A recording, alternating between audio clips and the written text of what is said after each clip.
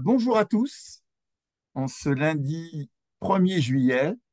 Merci d'être avec nous sur ce nouveau webinaire sur le raisonnement clinique infirmier et Clinical Key Student Nursing. Alors, on a la chance d'avoir évidemment avec nous Loïc Martin. Bonjour Loïc.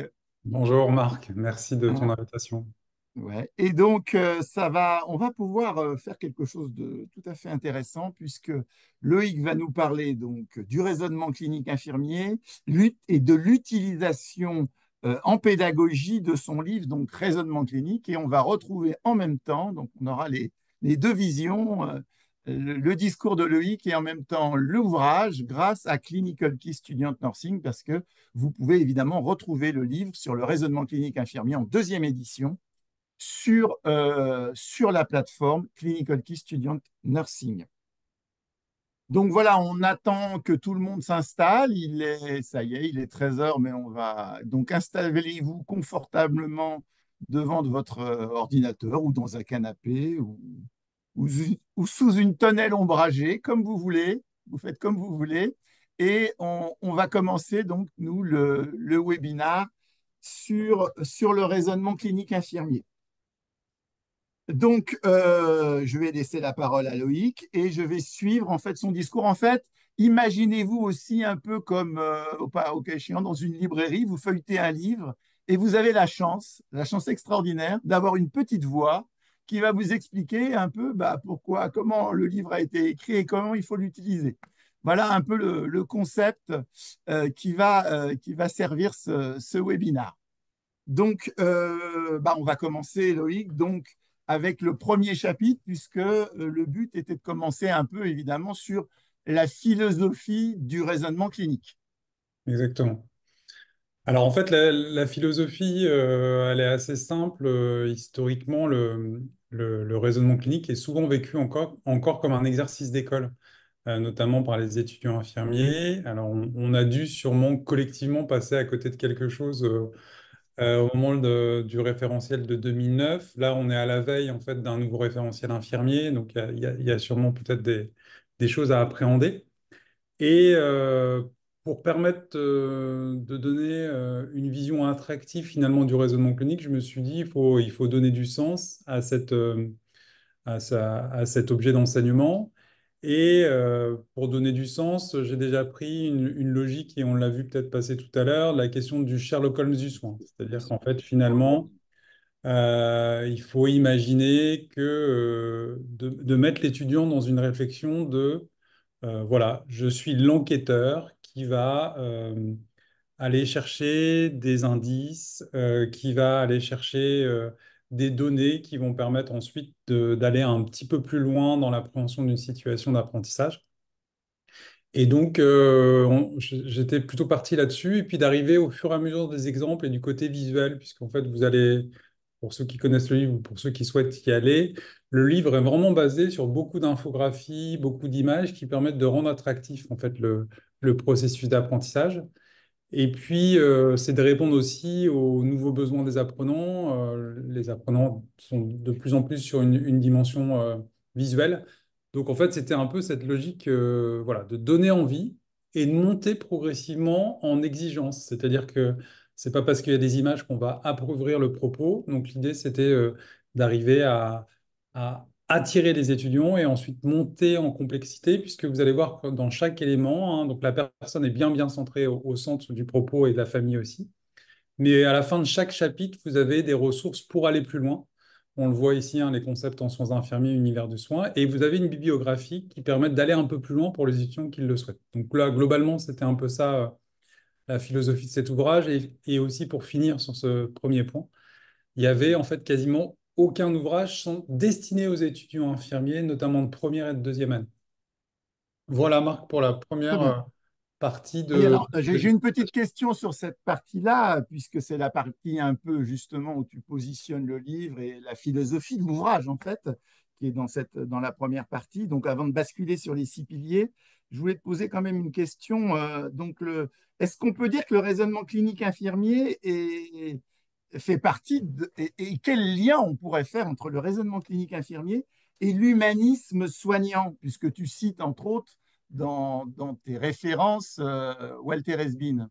Oui, en fait, sur la dimension humaniste, c'est quasiment presque un engagement en fait qui est proposé, puisque en fait, on a intégré, et on le verra peut-être après, des orientations sur les modèles conceptuels et les théories de soins avec Marie-Thérèse Sélis et puis Isabelle de Getz dans l'ouvrage. Et l'idée, c'était vraiment d'arriver à mettre l'humain au cœur de notre préoccupation. Euh, Certaines personnes, des fois, ont fait des critiques sur l'ouvrage en ayant du mal à comprendre finalement la dimension pédagogique de l'ouvrage, mais en fait, quel que soit le prisme, le patient est vraiment au cœur en fait des préoccupations. Puisque l'idée, c'est de prendre en charge le patient, d'identifier les problématiques de santé dans une dimension très très holistique. Et cette question de l'humanisme, elle est vraiment centrale. Elle Et est on, donc centrale dans ton livre. Très bien. ouais, et puis on se base aussi sur aussi, on le voit là à l'écran, les métaparadigmes infirmiers hein, à droite de l'écran, hein, la personne. Hein.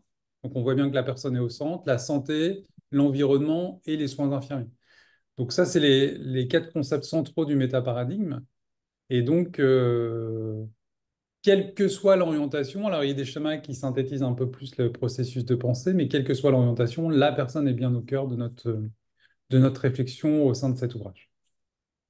Très bien. Donc maintenant, on va passer un peu au cœur de notre webinar, donc qui va être, parce que ça va tourner autour des 6 piliers. On ne va pas parler de tout le livre, hein, au cas échéant, on refera des petits webinars pour faire des choses concises et qui puissent apporter vraiment au public étudiant et évidemment aussi des formateurs, des directeurs.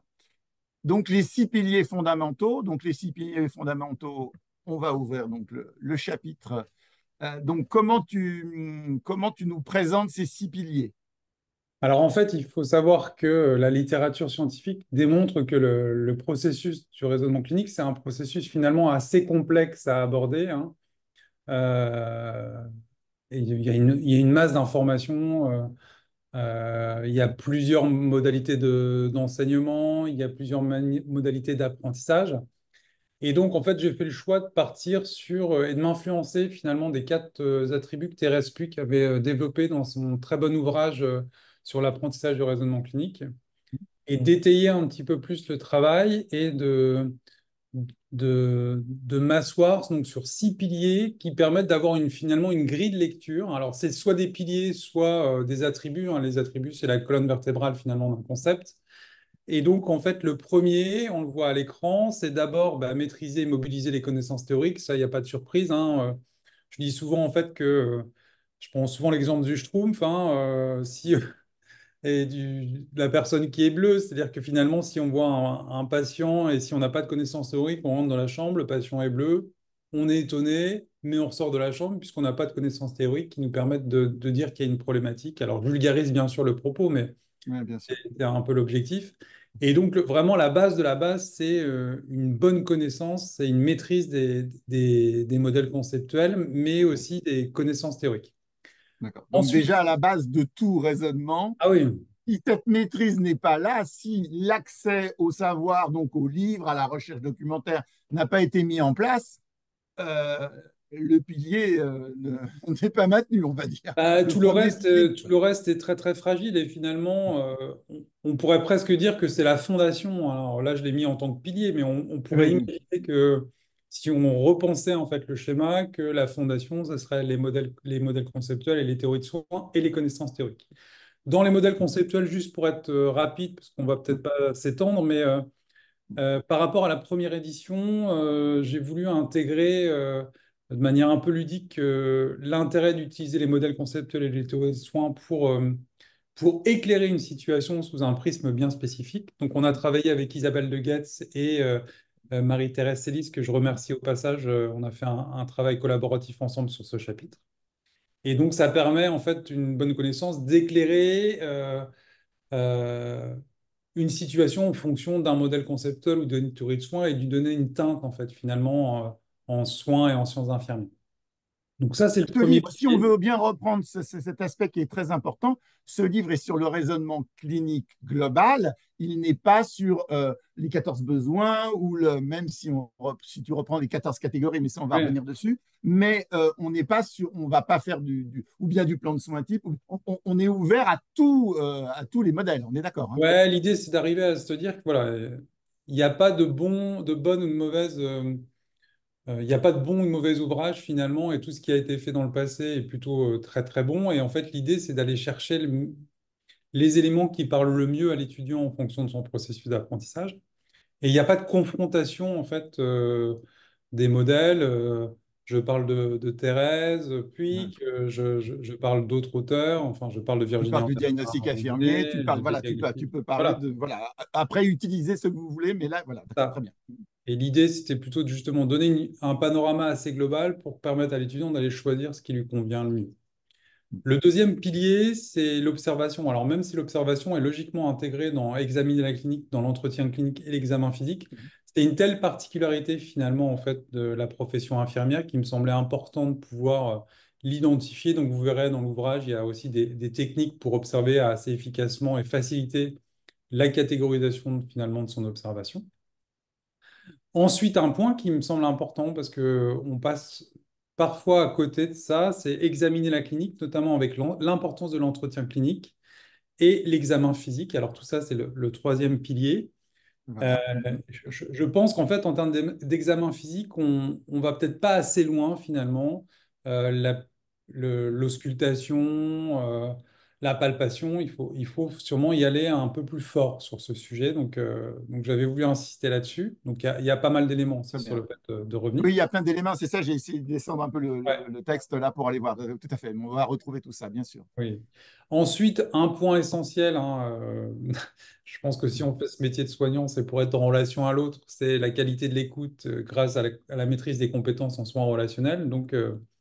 Soit ça, c'est un point vraiment essentiel. Pour glaner des informations et recueillir des informations complémentaires et assez fines, il faut créer une relation de confiance qui permette justement d'être dans une relation vraiment symétrique et d'accéder à des informations qui peuvent être verbalisées par le patient, soit verbalisées avec des mots, soit exprimées par un comportement non verbal. Et ça, c'est un point essentiel. Cinquième pilier, c'est la qualité du recueil de données cliniques. Alors, le recueil de données cliniques, certes, il se fait à l'entrée, mais il se fait tout au long du processus en fait, de prise en charge du patient, que ce soit en libéral ou dans les établissements de santé. C'est un point essentiel. Et si on veut être fin et si on veut éviter d'être dans une routine finalement du soin, la question du raisonnement clinique, elle est essentielle. Donc, il y a plein de possibilités de faire un recueil de données, il y a plein de grilles qui sont existantes. On y reviendra Les peut-être transmissions après. ciblées en font partie, Oui. évidemment, bien sûr, par exemple, hein, bien sûr. Et puis, juste après les piliers, on pourra revenir éventuellement, si tu es Mhm. d'accord, Marc, sur Bien l'outil sûr, de tes 14 catégories après le sixième bien sûr, pilier. on va y retourner, bien sûr, bien sûr, Ouais. bien sûr. Et alors, Ensuite, le sixième pilier, ouais, le sixième pilier, c'est trier et catégoriser les données afin de poser un jugement clinique et agir en conséquence. C'est-à-dire que en plus, aujourd'hui, les situations de soins sont tellement complexes avec le vieillissement de la population, l'augmentation des pathologies chroniques, qu'il faut une manière de trier, de catégoriser les données pour arriver à accéder plus vite à l'analyse de la situation, poser un jugement clinique, c'est-à-dire que j'ai fait mon processus de raisonnement, la dernière étape, c'est je pose un jugement clinique qui va me permettre ensuite de prendre une décision et d'agir en conséquence et efficacement au regard des informations que j'ai glanées. Globalement, si je donne un exemple très très synthétique, si je suis en train de faire un bilan neurologique d'un patient avec un score de Glasgow, pourquoi à un moment donné je vais prendre la décision de prévenir le médecin et pourquoi à un moment donné j'ai décidé d'attendre un petit peu et de réévaluer la situation un peu plus tard, c'est que j'ai posé un jugement clinique qui va me permettre d'agir, soit d'appeler le médecin, soit de ne pas appeler le médecin et de prendre un peu en considération. Alors bien sûr, ça reprend la question de l'expérience qui est en filigrane derrière, puisqu'il y a aussi ça derrière dans la question du raisonnement clinique. Donc voilà globalement les et six le piliers. pluridisciplinaire, c'est vraiment là qui se situe pour toi ou Ah, il se non, situe il est aussi. partout pour moi, il se Oui, situe partout, puisque l'échange des connaissances théoriques, ça peut se faire bien aussi avec sûr, le corps médical ou avec bien sûr. une infirmière plus expérimentée, par exemple. L'observation, on peut observer à plusieurs. Bien sûr, bien sûr, Voilà, l'écoute et les soins relationnels. Une aide-soignante peut aussi participer au raisonnement clinique bien partagé. sûr. Les patients peuvent participer, bien sûr, au raisonnement clinique partagé. Et puis, dans le recueil de données, ben, on contribue tous finalement au recueil de données avec son observation en fonction de certains moments. Et puis, ben, on peut aussi décider de faire un jugement clinique collectif, c'est-à-dire, voilà, certes, on a nos domaines de compétences et nos champs d'action, mais sur certaines situations complexes, on a peut-être besoin de poser quelque chose ensemble et d'agir collectivement ensemble au bénéfice du patient. Donc voilà, globalement, les Très bien. 6 piliers, ça peut être critiquable, mais c'est une grille de lecture qui a été choisie. Il y en a probablement pas mal d'autres, mais en tout cas, l'énorme avantage, c'est que globalement, tout le monde a à peu près ça dans la tête et que c'est assez facilement identifiable. Très bien. Donc maintenant, on va aller voir Louis et ses 14 besoins, hein. Donc, alors Louis, Tout on à va le fait. retrouver, on va aller directement, on va retourner dans le livre et non, hop là. On va retourner dans l'ouvrage et on va donc aller chercher la vignette de Louis. Hop là. En fait, alors Louis, c'est rigolo parce que tu as fait un lapsus, Marc, mais c'est assez intéressant parce qu'en fait, quand Oui, j'ai créé l'outil Louis et ses 14 catégories, c'était en écho au aux fameux 14 besoins de Virginie Anderson. au modèle conceptuel Les 14 besoins de Virginie Bien sûr. Anderson. C'était pour donner un peu de sens et de cohérence finalement et éviter que les personnes se perdent un petit peu. Hein, Donc, en fait, Louis et ses 14 catégories, c'est volontairement un outil très pédagogique et assez intuitif. C'est-à-dire qu'on a tous, en fait, finalement, ce bonhomme dans la tête. Vous allez le voir là, c'est un petit ouais. bonhomme Je vais aller visuel qui chercher le se lit, schéma. en Ouais. fait, ouais, de deux manières. Soit, voilà, vous le voyez ici, Voilà. soit, en fait, on le voit comme une sorte de grille de recueil de données assez intuitive. Euh, et puis, par exemple, en neuropsy, on peut recueillir, par exemple, des données sur l'AVC, mais aussi sur l'atteinte de l'AVC, sur le comportement psychologique du patient. Bon, bref, Mhm. il y a plein d'angles d'attaque. Par exemple, dans le côté ORL stomato, vous dites, ouais, mais la communication, elle n'est pas là. Moi, j'intègre les problèmes de communication dans ORL stomato. Donc, en fait, c'est volontairement assez large.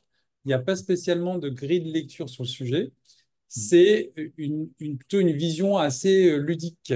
Voilà. Donc, il s'utilise, pardon, soit de manière globale sur l'organisation des données à recueillir. Alors, ce qui peut peut-être être intéressant à spécifier, Marc, c'est qu'au-dessus, il y a la catégorisation de soins de courte durée avec médecine chirurgie. Voilà, ici, voilà, ça c'est important d'en parler, bien Et sûr. Bien sûr.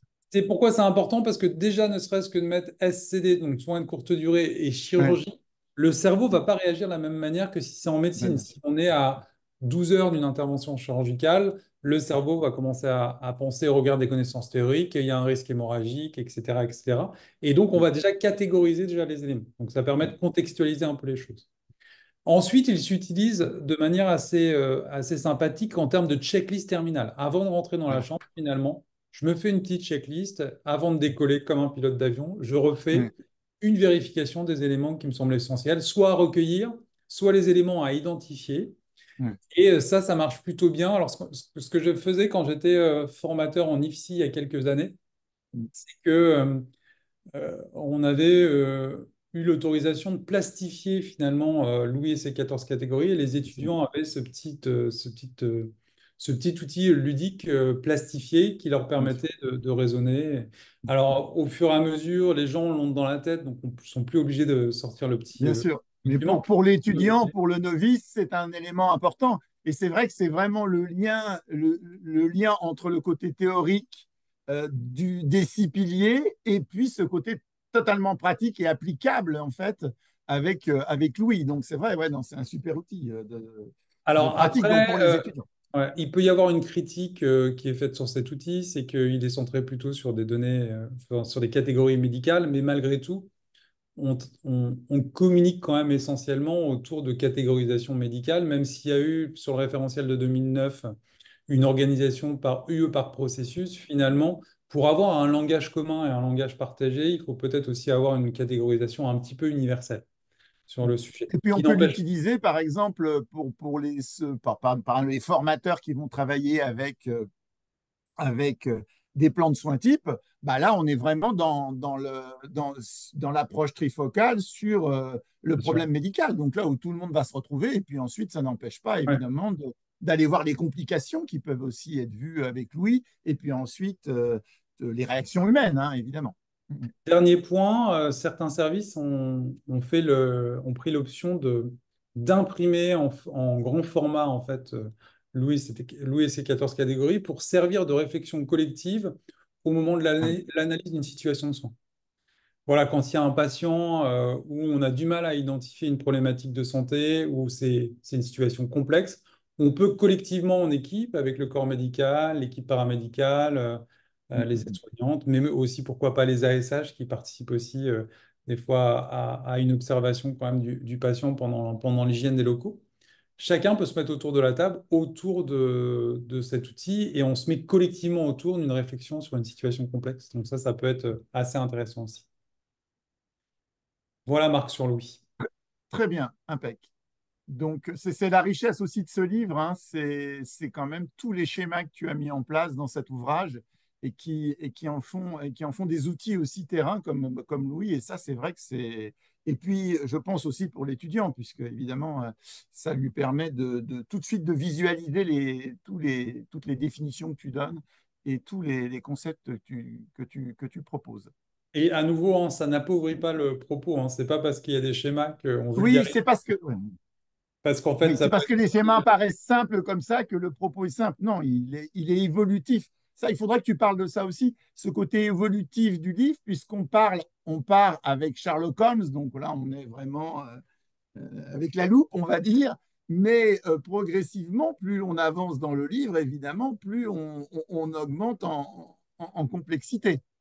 bien sûr, et ça, c'est un point clé. Et le livre cible vraiment le raisonnement clinique comme la compétence centrale du métier d'infirmier et d'infirmière. Ça, c'est aussi de montrer finalement que ce n'est pas un exercice d'école, mais c'est un exercice de la pratique quotidienne et qu'en fait, on fait du raisonnement clinique tout le temps en permanence et de bien mesurer l'importance finalement de cette compétence. C'est comme Monsieur Jourdain, quoi. Là. Hein, on le fait, mais sans le savoir. D'accord. Alors, on avait dit qu'on allait finir sur justement le côté peut-être plus formateur encore et d'utilisation par les formateurs avec les facilitateurs d'apprentissage. Oui, alors, et pas que pour les formateurs, parce que finalement, en fait, que l'étudiant arrive à comprendre un peu comment faciliter son apprentissage, ça peut être intéressant. Donc, volontairement, le document est à la fin, en fait, est à la fin du livre. Voilà, il est là, en fait. Je me suis basé sur ma formation, puisque j'ai une thèse en sciences de l'éducation et de la formation. Et l'idée, c'est d'aller chercher un peu des ressources qui sont présentes en sciences de l'éducation, un peu aussi en neurosciences, mais globalement, ça se croise et de dire que voilà, finalement, faciliter son apprentissage, c'est se baser sur, là, il y a 10 piliers, il peut y en avoir un peu plus. Alors, est-ce que tu peux nous expliquer un peu, peut-être pas tous, mais nous expliquer sens, par exemple, évaluer, est-ce que Bien tu peux sûr, nous. bah, le sens, c'est déjà de donner du sens à l'activité que l'étudiant va prendre. Donc voilà, le raisonnement clinique, c'est quel sens ça donne. Donc c'est un sens métier, là, purement. Donc ça, de toute façon, si on donne pas de sens à son apprentissage, on vit les choses comme quelque chose de très théorique et qui n'a pas de plus-value dans la dimension On ne métier. donne pas de sens à sa pédagogie et on ne fait pas de pédagogie, on va dire en C'est question. ça. Évaluer, ben, on ne peut progresser qu'en se fixant un niveau, c'est-à-dire que même si c'est pas toujours facile, évaluer, ça permet de fixer un niveau et ça permet de mettre en avant ses marges de progression. Voilà. Après, il y a répéter, parce que la répétition fait partie de l'apprentissage, et notamment faire des fiches de révision, c'est aussi un processus de répétition qui va permettre d'ancrer durablement les connaissances théoriques.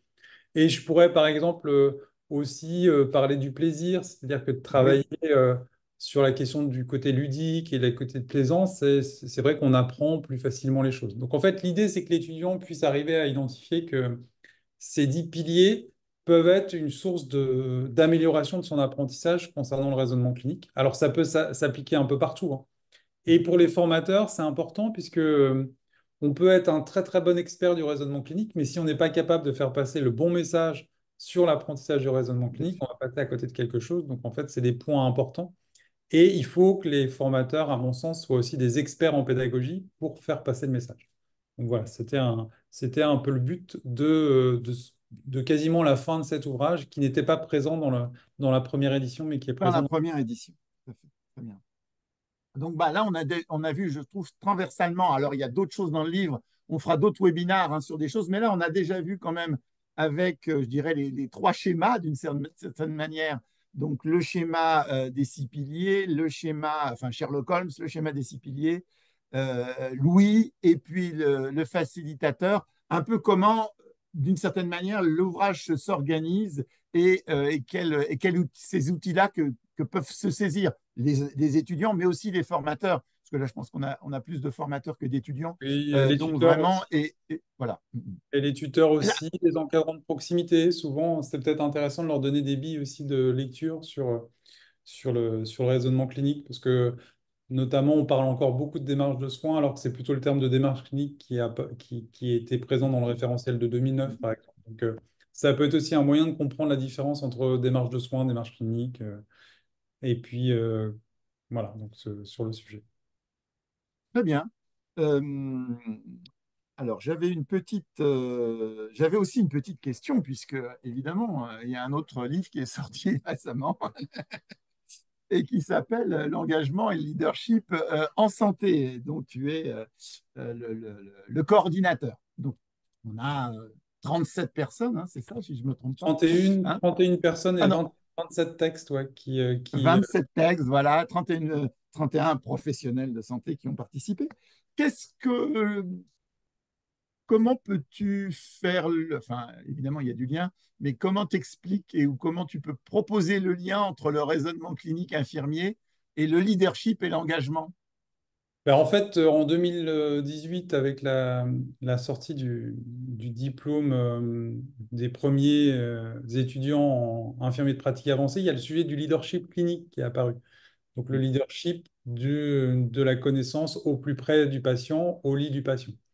Donc ça, c'est un premier élément qui permet de se dire que finalement, on peut faire preuve d'un leadership clinique en développant son raisonnement clinique, c'est-à-dire en ayant une belle expertise du raisonnement clinique, en étant en capacité de travailler avec les autres, mais aussi En innovant sur sur ce sujet, bien sûr. Bien et sûr. en travaillant seul. Et donc, en fait, le lien, il est là. Alors après, moi, j'aime bien parler du passage de leadership clinique à leadership en santé, parce que finalement, le leadership clinique, c'est une partie, finalement, du leadership. On pourrait presque exprimer comme une sorte d'expertise clinique. Et le leadership en santé, ça rejoint certes l'expertise et puis les qualités, ce qu'on appelle personnalistes de la personne, mais ça rejoint aussi la capacité à comprendre une situation, la dimension situationnelle, la dimension aussi interactionnelle, c'est-à-dire la dimension d'être en relation avec l'autre et de pouvoir travailler avec l'autre et d'avoir confiance en ses collaborateurs et vice-versa. Donc, c'est le lien que je peux faire sur ce livre. Alors, ce qui peut être intéressant, et puis ça sera peut-être les derniers points que je dirais, c'est que dans ce livre, il y a des infirmières de pratique avancée, des infirmières chercheuses, et il y a plein aussi d'autres professionnels. Ça peut être des Oui, qui ne enseignants, sont pas obligatoirement infirmiers, d'ailleurs, voilà, des philosophes, des des directeurs philosophes, d'hôpitaux. voilà. Et donc, ça apporte un panorama assez global et c'est assez facile à lire puisque chaque chapitre, enfin, chaque texte fait 4 à 5 pages et on peut aller glaner un soir 4 à 5 pages qui nous intéressent et puis le lendemain aussi. Donc, voilà, si vous avez envie, c'est un ouvrage qui marche plutôt Très bien, bien. qui est aussi assez intéressant puisque chaque auteur est présenté avec un mini curriculum vitae au début de chaque Ouais, texte, on qui voit permet qu'il de tout à fait. comprendre un peu l'intérêt et l'engagement finalement des personnes dans la santé. Voilà, Très bien. Marc, je peux te dire On ceci. pourra conclure donc en disant qu'un bon raisonnement ou un raisonnement clinique enrichi mène à une forme de leadership aussi euh, en santé. Et ça, c'est quand même quelque chose de Ouais, parce très que la important. personne peut être inspirante finalement et peut Bien donner sûr, envie de s'engager bien sûr, davantage dans l'apprentissage, enfin bien dans sûr, la maîtrise du raisonnement clinique. bien sûr. Et le raisonnement clinique, il sert surtout à prendre plus efficacement en charge les patients et les aidants qui gravitent autour du patient. Super. Merci beaucoup, Loïc. Moi, je vais faire maintenant une petite présentation de l'outil par rapport à ton livre et qu'est-ce qu'on peut en faire. J'ai déjà un peu montré des petites choses, mais là, je vais refaire mais ça va durer 5 minutes. Je ne sais pas si tu peux rester avec nous ou pas, c'est Oui, comme tu je veux. peux encore rester avec vous. J'ai encore un petit peu de temps là. J'ai décalé un Ben, petit peu quelques rendez-vous, donc il n'y a super. aucun problème. Très bien. Donc, je vais juste reprendre donc l'ouvrage et je vais vous montrer un peu les outils que vous pouvez, alors étudiants ou enseignants d'ailleurs, hein, peu importe, que vous pouvez vous créer, par exemple, eh ben, autour du raisonnement clinique. Donc, je reviens au départ, je tape, je suis dans ma barre de recherche, je vais taper, hop là, raisonnement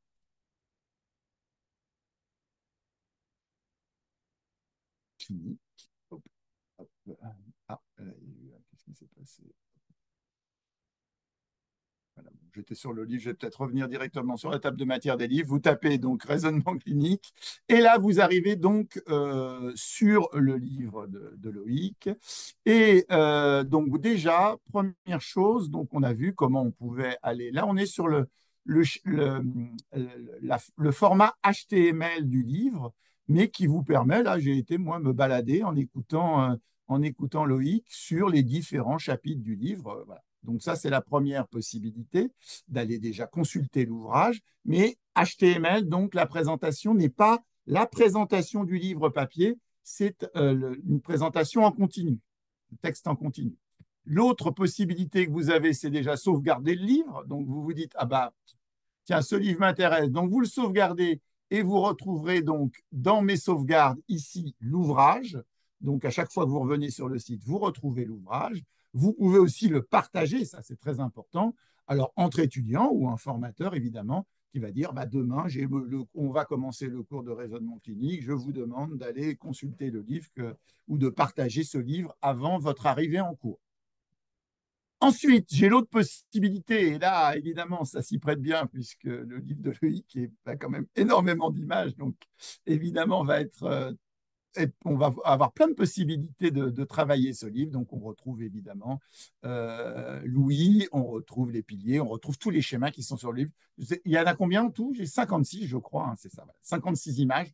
Donc là, quasiment toutes les images vont pouvoir nous servir, par exemple, à faire ce qu'on va aller voir tout à l'heure, des petites flashcards de révision, par exemple, sur le sujet. Donc là, le livre HTML. Je vais quand même ouvrir dans la table des matières, hop, et ouvrir un chapitre. On avait commencé avec Sherlock Holmes. Au début, ben, on va prendre ce schéma de Sherlock Holmes et je vais pouvoir, donc, en tant que formateur ou étudiant, me créer des banques d'images. Donc, par exemple, ce schéma m'intéresse, il me paraît. Je suis enseignant et je me dis, oui, là, oh, ils ont des difficultés quand on attaque le sujet du raisonnement. On va commencer par quelque chose de simple. Sherlock Holmes, ça m'intéresse. Donc, je suis formateur. Il suffit donc de cliquer sur l'image et ensuite d'aller sur ajouter à ma présentation. Et là, ces présentations vont être des banques d'images. Alors moi, j'avais déjà créé un raisonnement, hein, donc je peux, enfin je vais en créer un autre, c'est pas grave. Là, je vais l'appeler raisonnement simplement. Hop, là, ça se...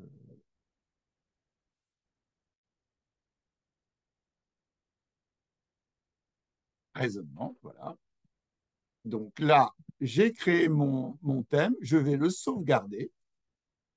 Et donc, cette image va basculer dans mes sauvegardes. Donc, vous allez voir, on va quitter, on va retourner sur la page précédente, mes sauvegardes, je clique dessus, et là, je peux sauvegarder des livres. Si je clique, évidemment, je vais retrouver le livre de Loïc qui est ici sauvegardé. Et si je vais dans mes présentations, je vais retrouver ma banque d'images avec ma vignette raisonnement. Et là, je peux me créer 2, 3, 4, 5, 6. Je peux, par exemple, reprendre les 6 piliers et aller chercher des images ou des contenus où je vais faire le pilier 1, le pilier 2, le pilier 3, ou sur les 14 besoins, les 14 catégories. Je vais pouvoir aussi utiliser et me créer comme ça tout un tas de diapos. Alors moi, je le fais sur tout un tas de thèmes, d'anatomie, évidemment, vous pouvez faire ça sur beaucoup d'ouvrages. Donc, et tout ça, évidemment, l'intérêt de ces images, c'est qu'en tant qu'enseignant, vous allez pouvoir, par exemple, les télécharger et puis envoyer à vos étudiants les 6 vignettes du livre qui vous paraissent les plus intéressantes et sur lesquelles ensuite vous allez travailler. Donc en amont, vous envoyez ces vignettes en disant bah, regardez déjà ces vignettes, on a un cours dans 2 semaines, vous allez pouvoir, on va travailler avec, donc commencez déjà à les regarder. Euh, voilà. Ça peut servir évidemment si on fait de la classe inversée, si on fait comme le dernier webinar du blending learning, évidemment, là, ça peut aussi être tout à fait un outil utilisé. Voilà, donc là, on a vu la première version du livre. Donc là, je vais retourner voilà, à l'accueil, je vais retourner sur le livre, mais il est déjà ouvert là. Hop, on va juste pouvoir descendre, voilà. Donc, j'ouvre de nouveau le livre. Donc là, on a vu les possibilités de la version HTML. On a une image qui nous intéresse, mais même on a un morceau de texte qui nous intéresse, on peut le copier. Là, il n'y a aucune. Alors, vous ne pouvez pas copier tout l'ouvrage, mais vous pouvez copier des petites parties de texte et les intégrer aussi à votre cours. Hein, c'est possible. Donc, ça, c'est la table des matières. On va à tous les chapitres. Sinon, s'il y a une image qui nous intéresse, on va directement dans l'image et on peut, là aussi, évidemment, la télécharger. L'intérêt des livres sur le Clinical Key Student Nursing, c'est que vous avez la possibilité de positionner le livre sur le bookshelf. Qu'est-ce que c'est que le bookshelf? C'est une application gratuite que vous donc, pouvez télécharger gratuitement. Et là, on va lancer le livre Bookshelf. Donc, le Bookshelf, vous allez voir, il va nous permettre d'avoir un autre accès au livre et de faire d'avoir d'autres utilités par rapport à l'ouvrage. Donc, le livre s'ouvre. Vous avez d'un côté la table des matières, de l'autre côté le livre. Je vais, moi, enlever juste la table des matières. Et là, alors, évidemment, vous avez un confort de lecture. Alors, l'autre intérêt du bookshelf, évidemment, je ne l'ai pas dit, mais c'est très important, c'est que vous pouvez, une fois que le livre est positionné sur l'application, vous allez pouvoir consulter le livre hors ligne. Vous n'aurez plus besoin de vous connecter. Donc, ça, c'est quand même très intéressant pour des étudiants qui sont en stage, par exemple, qui font leur mémoire de fin d'études ou qui font des travaux.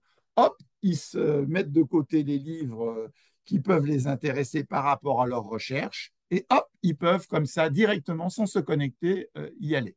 La même chose pour les formateurs, évidemment. On peut se créer comme ça une banque de livres par rapport à tel ou tel sujet que l'on garde donc sur le bookshelf.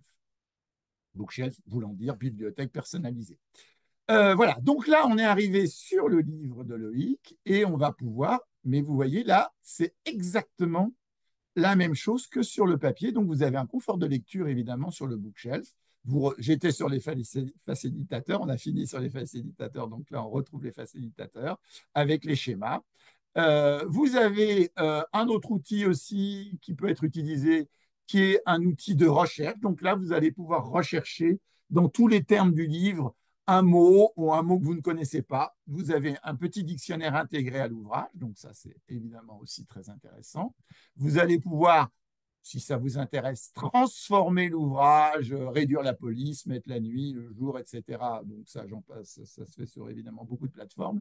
Mais l'outil le plus intéressant, ça va être le dernier petit logo qui est là et qui va vous permettre de faire des annotations et des marque-pages, mais qui va surtout vous permettre de faire des cartes mémoire, c'est-à-dire ce qu'on appelle des flashcards, donc qui sont des cartes de révision. Donc, 2 types de cartes de révision. La carte de l'étudiant qui arrive, par exemple, sur le livre de raisonnement clinique et qui va se dire « Oh là, je ne comprends pas tel ou tel sujet » et qui va pouvoir se créer une flashcard, ou l'enseignant va lui aussi pouvoir se créer des flashcards, mais lui, ça ne sera pas, je ne sais pas, ça sera donc d'un côté un peu plus pédagogique en disant bah, « Tiens, mon prochain cours, je crée 5 flashcards et je vais questionner les étudiants par rapport à ces flashcards. » Donc, nous, on va créer dans l'ouvrage de Loïc une flashcard. Donc, on va aller sur carte mémoire. Alors, j'avais déjà créé des flashcards, mais là, on va en créer une en direct. Donc, on va partir peut-être sur les 6 piliers. Ça me paraît peut-être J'avais déjà fait les Sherlock Holmes et la personne saine. Donc, là, comment on s'y prend? C'est très simple. On va donc ouvrir sur le petit logo qui est là. On va appeler, on va faire les 6 piliers, donc on va mettre On va intituler notre flashcard. On va l'enregistrer. Ensuite, donc sur la face avant, par exemple, on va choisir de mettre l'image et sur la face arrière, une définition.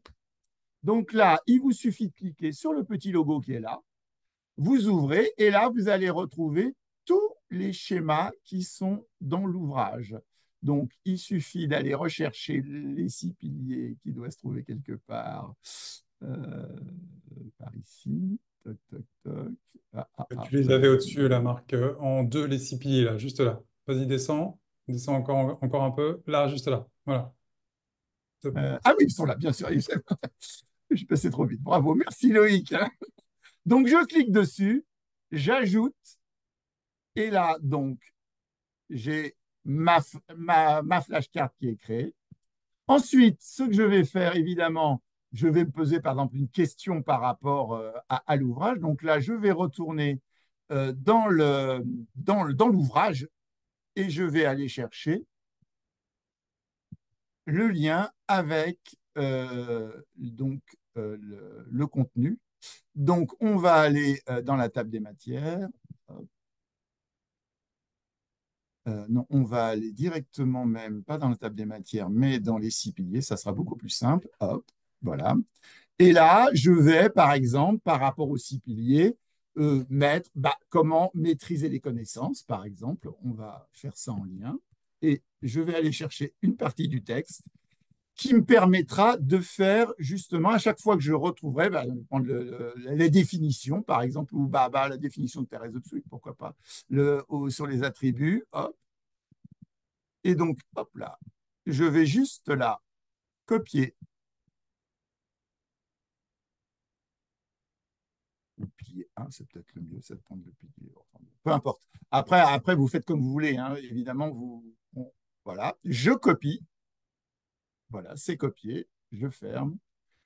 Et là, je vais retourner dans ma flashcard qui doit être dans le coin. Hop là. Hop, non, qui est ici.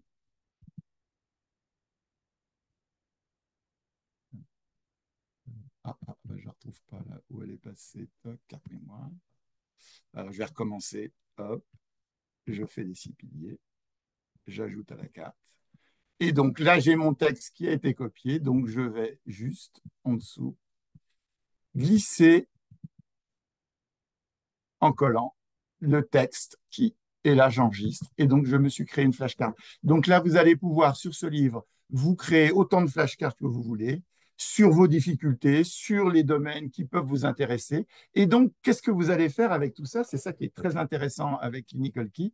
Vous allez pouvoir avoir une vision du livre de Loïc qui vous est personnalisée par rapport à vos forces, par rapport à vos difficultés ou par rapport à votre enseignement. Donc, c'est ça qui va être intéressant. Vous allez pouvoir, en créant ces banques d'images, en créant ces flashcards, même en pouvoir, avec la possibilité de faire des annotations, un enseignant peut tout à fait mettre à l'intérieur du livre de Loïc une partie de son cours et l'intégrer en disant, voilà, hop, je fais les deux ensemble, je prends l'ouvrage, mais en même temps, je mets une annotation personnelle dans le livre et donc je personnalise le livre.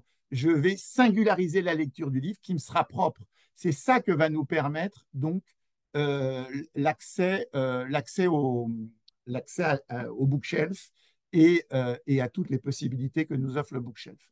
Donc voilà en gros rapidement les possibilités. Vous allez pouvoir faire des flashcards, vous allez pouvoir faire des banques d'images, vous allez pouvoir positionner le livre dans vos favoris, donc dans votre bibliothèque, aussi bien sur la plateforme que sur le bookshelf, et vous allez pouvoir conseiller le livre par rapport à ce qu'on avait vu tout à l'heure, où on peut faire des conseils et des partages d'ouvrages. Voilà, c'était juste une petite visite de la plateforme au niveau des fonctionnalités et comment aussi on peut utiliser l'ouvrage. Merci beaucoup Loïc, merci beaucoup à toutes les Et Marc, personnes, à tous les participants et à bientôt pour un nouveau webinar sur un autre sujet. Voilà, bonne journée. Bye Merci bye, Kevin. Marc. Au revoir, à bientôt. Au Je suis à votre revoir. disposition. Au revoir. Merci. Au revoir.